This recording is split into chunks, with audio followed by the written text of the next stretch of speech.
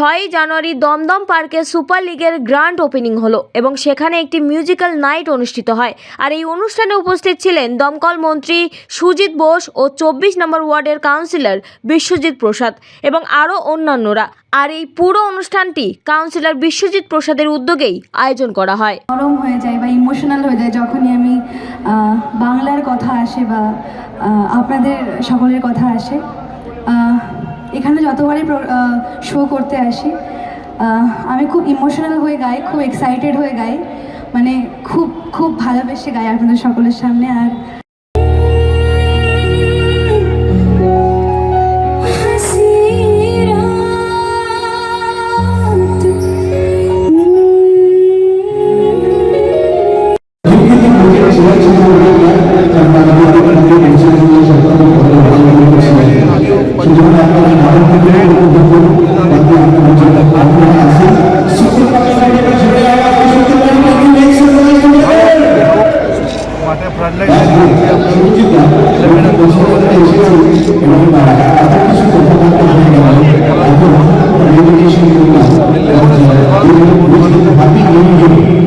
আমরাও যারা